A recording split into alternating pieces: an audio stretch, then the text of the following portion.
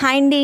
గోధుమ రవ్వతో తక్కువ టైంలో చాలా ఈజీగా త్వరగా చేసుకుని ఈ ప్రసాదం ఎలా తయారు చేయాలో ఇప్పుడు చూద్దామండి.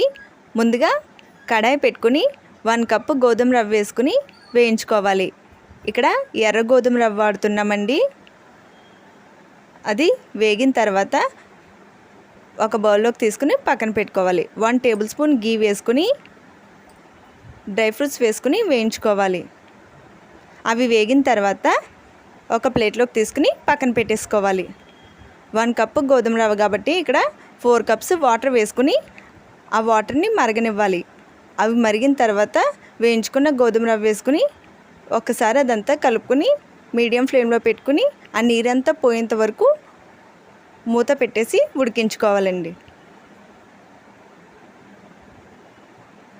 ఇప్పుడు చూసారా, ఆ నీరంతా పోయింది కదండి.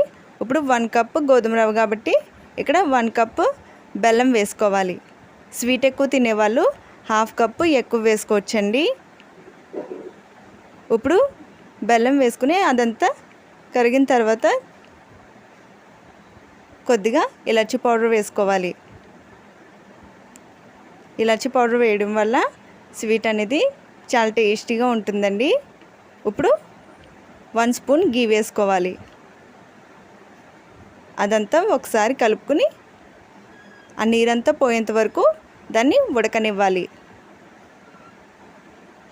ఇప్పుడు ముందుగా వేయించి పెట్టుకున్న డ్రై ఫ్రూట్స్ వేసుకుని మరొకసారి అదంతా కలుపుకుని స్టవ్ ఆఫ్ చేసి ఒక బౌల్లోకి సర్వ్ చేసుకున్నట్టయితే ఎంతో టేస్టీ అయిన గోధుమ రవ్వతో ప్రసాదం రెడీ అండి. ఇది చాలా టేస్టీగా ఉంటుందండి. మీరు కూడా తప్పకుండా ట్రై చేయండి. ఈ వీడియో కనుక నచ్చినట్టయితే ఒక లైక్ చేసి ఛానల్ని తప్పకుండా సబ్స్క్రైబ్ చేసుకోండి.